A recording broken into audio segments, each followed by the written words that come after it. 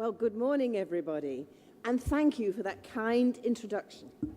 How marvelous it is to be in the company of ambitious, inspiring women and to start the day with a song. It's my privilege to be here with you today.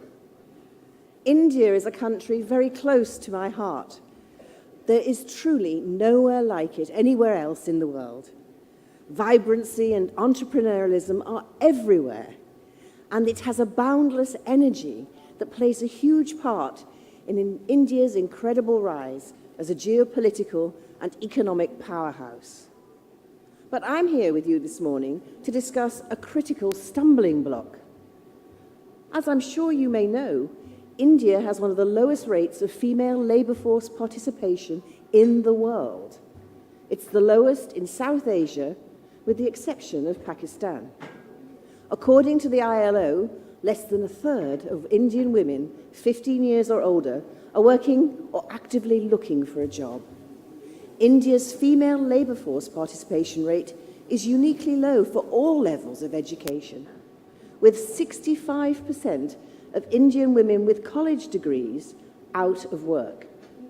To make a comparison, in Bangladesh, 41% of women graduates are out of work, and in Indonesia, it's only 25%. So what does this mean? It means that India has a precious opportunity that it's overlooking and underutilizing.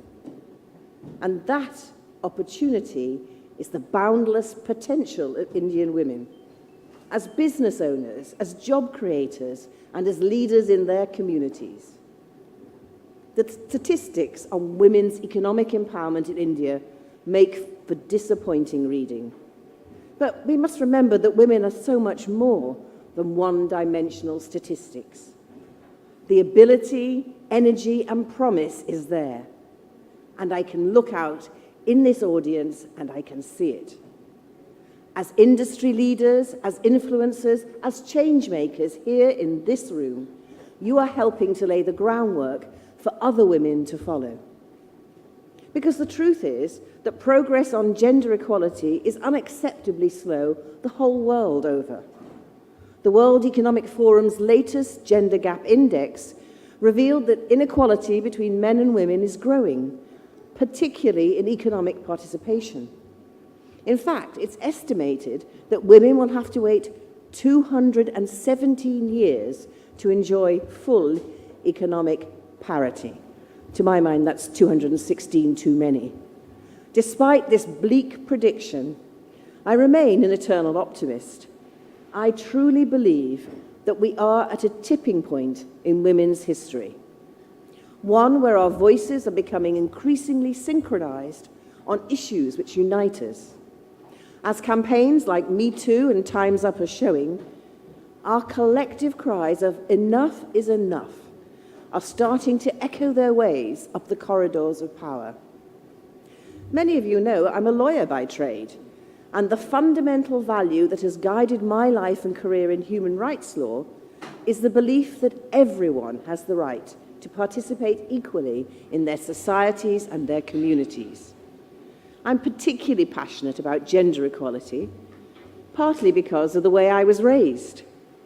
I grew up in an ordinary working-class family in Liverpool in the north of England, but I was so lucky to be born at a time when opportunities were opening up for women, opportunities that my grandma and my mother never had.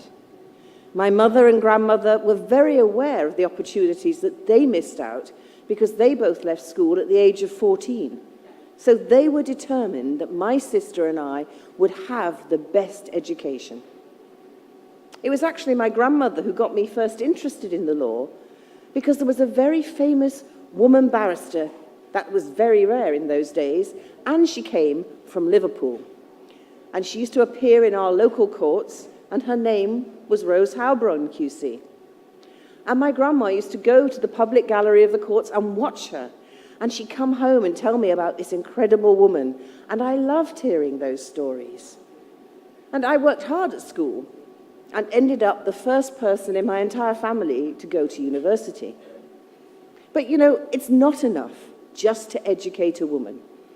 She also needs the opportunity to put that learning into good use. Now, I started out as a young lawyer in 1976.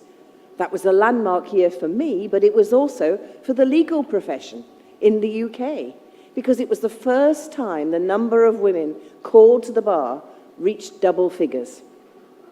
But frankly, the culture at the time was deeply sexist. It was standard for firms to tell young female lawyers that we just don't take women.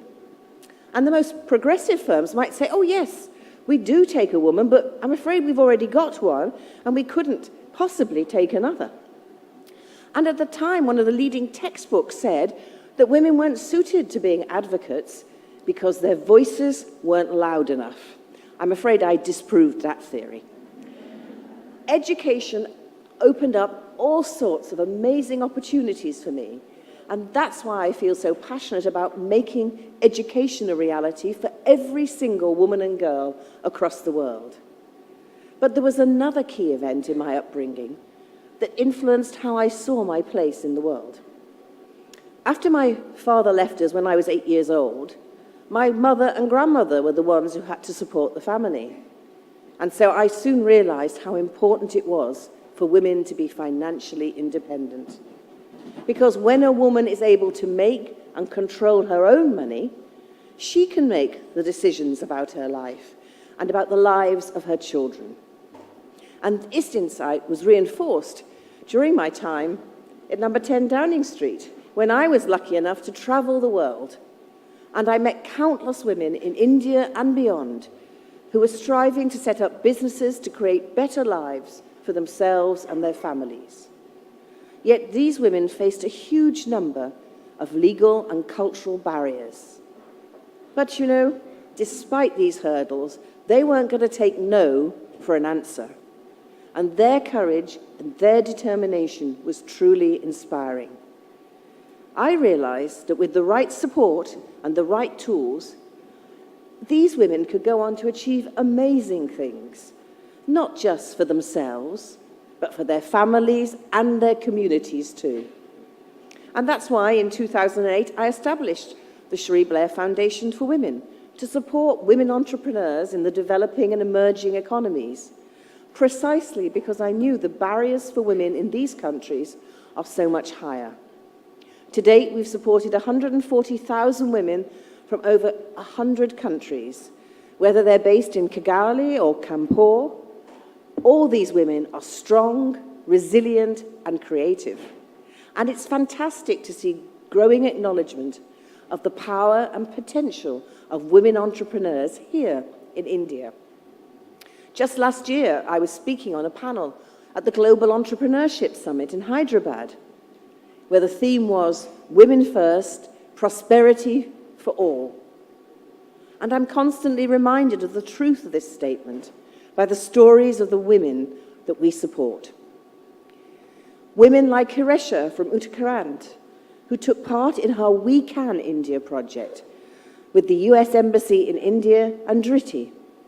Hiresha owns a mushroom farming enterprise and has trained over 1,000 women in mushroom farming. She also buys produce from around 250 village-level mushroom cultivators. 150 of these were women she originally trained, who now have a steady income from their work. Or take Ramita from Delhi, who also took part in our We Can India project. She survived an acute disease in her childhood, and she has dedicated her life to health. So she founded an online platform to build and sell medical devices effectively, efficiently, and ethically. Since taking part in We Can India, she has gone on to win a PayU Inspiring Woman Entrepreneur Award. Like these women, everyone in this room has the power to make a difference. Regardless of your sector or sphere, here are a few guiding principles that I think you could all apply to unleash that power of this amazing 500 million. Be the change you wish to see in the world. I firmly believe in this saying. Many of you in the room this morning will benefit from having unique platforms and positions of influence. I know I have. Using these tools to create positive social change is not just important, it is imperative. We all have a responsibility to give back. If you're a creative professional, think, how can you harness your talents to improve the way women are depicted in the media? Consider, how can you use your platform to reach decision makers? If you're a CEO, be proactive in recruiting a diverse board which includes women and other underrepresented minorities. Make tackling the pay gap or unfair conditions your priority. Support other women. Madeleine Albright once famously said, "There's a special place in hell for women who don't help other women." It's so true. Create supportive, professional networks for women in your sector and in your workplace. Listen, learn, and share with one another. Celebrate and elevate each other. Hire one another. Investing in women is often the best investment you can make because empowered women empower others. For example, in my foundation's online mentoring program, 80% of our mentees pass on what they've learned to others, and 50% of them go on to become mentors themselves. Number 3, think inclusive and act inclusive.